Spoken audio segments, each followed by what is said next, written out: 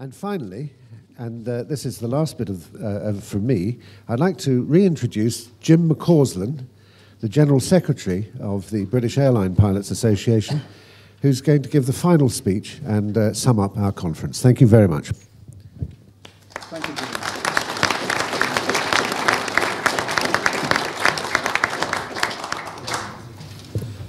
Thank you, Julian, and thank you for your attendance today. What I would like to do is just to give some reflections on what I've learned over the past 48 hours and what I think we may collectively have learned, and perhaps to give some suggestions about where we go next. I think I would feel probably unfulfilled were we just to come here, sit back and enjoy some erudite discussion and then nothing to happen as a result of it. So I want to give some reflections on perhaps where we go next.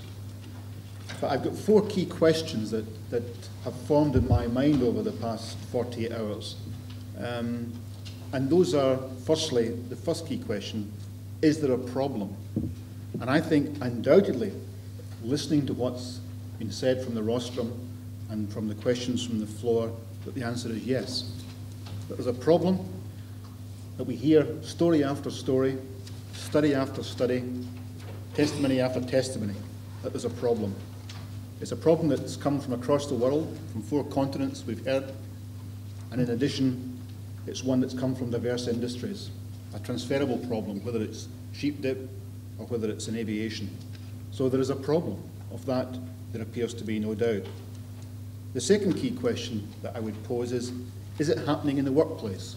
For us, as a pilot association, the aircraft?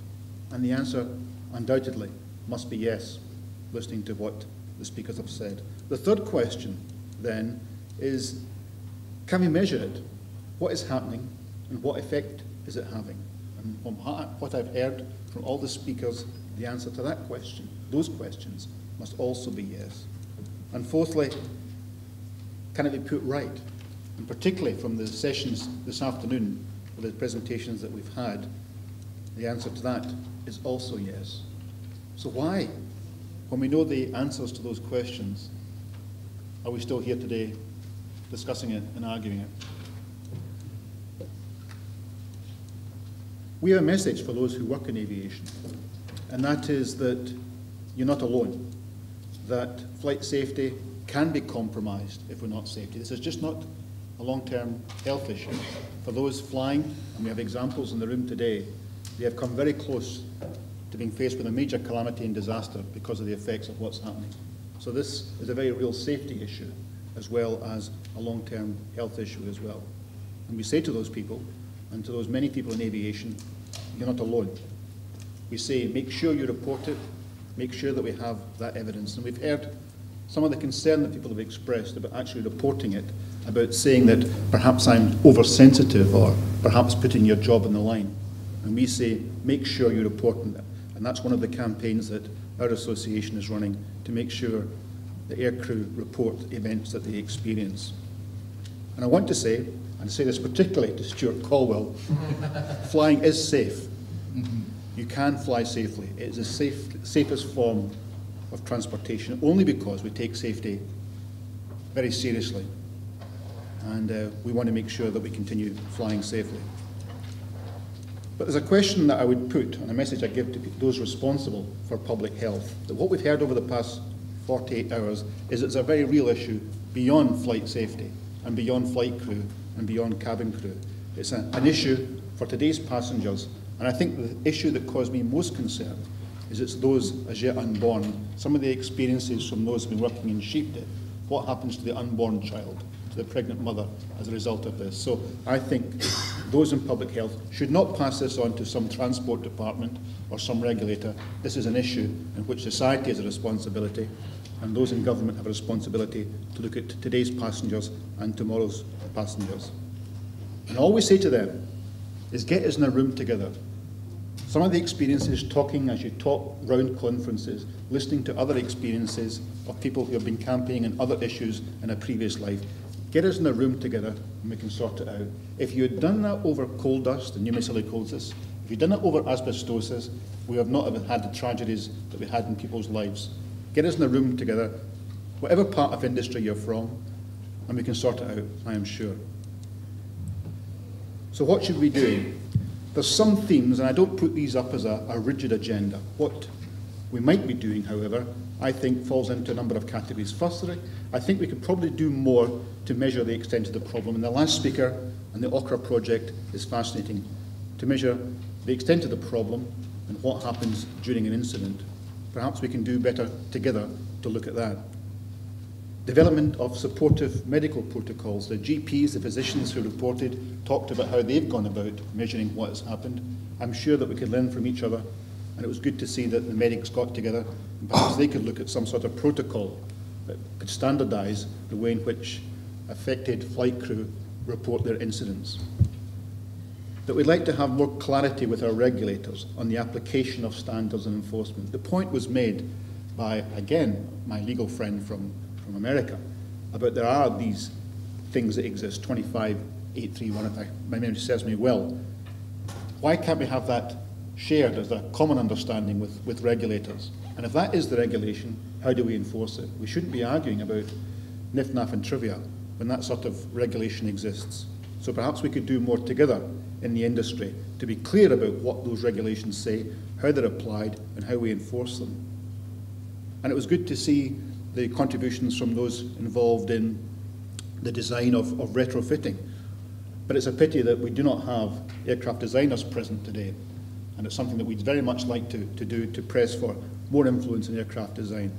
I'd like to think that the 787, the 7E7, that the design has come about because of bleed-free air as being the underpinning factor that's brought about that redesign.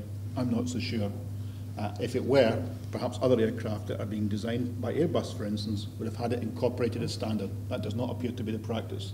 So I think there's still an argument to be run here to make sure that aircraft design is being got right from the outset.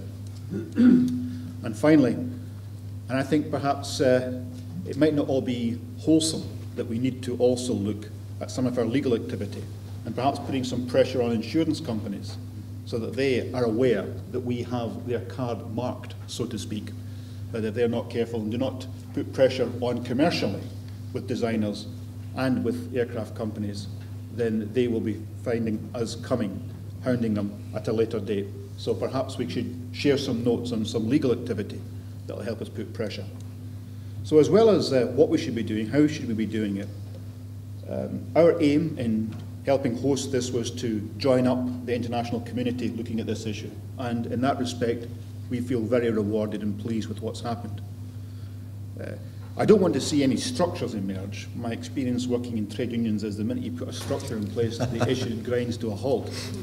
So I very much welcome the rather anarchic but loose coalitions that seem to create far better solutions than any structures that are put in place. So I would really encourage people to be involved in loose coalitions, and that's certainly what we are hoping to do tomorrow back at BALPA headquarters for those that are involved with this. We'd also drafted a joint communique, which we're asking, and it's been a bit presumptuous perhaps, but we'll be asking those who have spoken over the past 48 hours if they would be happy putting their name to it, and we'll have copies at the end for you to have a look at. And the communique would say that the undersigned were present at the International Aero Industry Conference on Contaminated Air Protection, Air Safety and Cabin Air Quality held in London 21 April 2005. We wish to bring to the urgent attention of government, aviation regulators and the airline and aerospace industry the following conclusions distilled from the conference. There is a workplace problem resulting in chronic and acute illness amongst flight crew, both pilots and cabin crew. The workplace in which these illnesses are being induced is the aircraft cabin environment. This, we conclude, is resulting in significant flight safety issues, in addition to unacceptable flight crew personnel health implications. Further, we are concerned that passengers may also be suffering from similar symptoms to those exhibited by flight crew.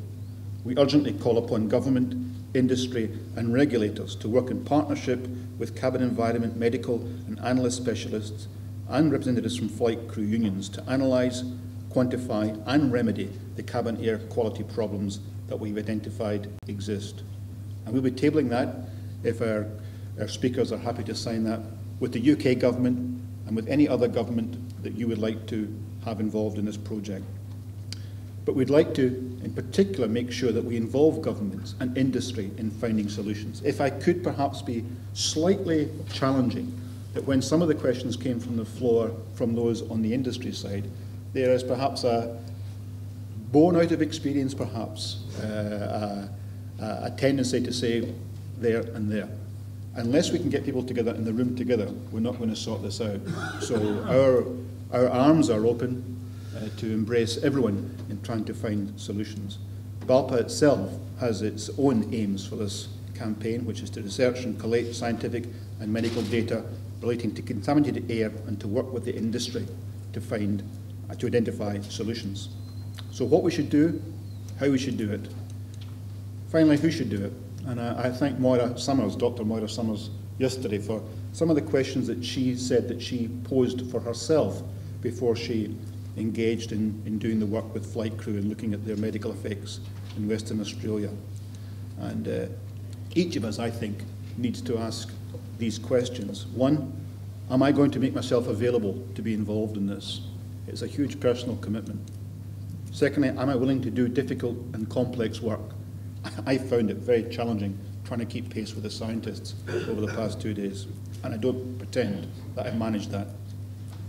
Thirdly, am I prepared to work outside my comfort area, to go into new areas that I haven't looked at before, and to be challenged in a way that I haven't been before? And finally, am I prepared through all that to stay independent and open to ideas, even if they challenge my own orthodoxy? So the three issues are what we do, how we do it, and who does it. Some thanks to conclude, if I may perhaps repeat what Julian has said. My first thanks to Corinne and to all the people at Neil Stewart Associates who have put together a very professional event, and I think I'm very pleased with the way in which the conference has gone in terms of a process as well as the issues that we've explored. Secondly, to thank our speakers who have journeyed from all over the world to be here. We really do appreciate it. To thank our co-sponsors, BALPA's co-sponsors, EOPIS, Paul and Sofrance, for the work that they have done in helping us put this conference together. To thank Julian for chairing it so effectively and so well. And finally, to thank the many unnamed sufferers from across the world who have stepped forward to give the evidence that's enabled us to get together today. Theirs must have been a painful journey, but we do appreciate it as well. Thank you very much.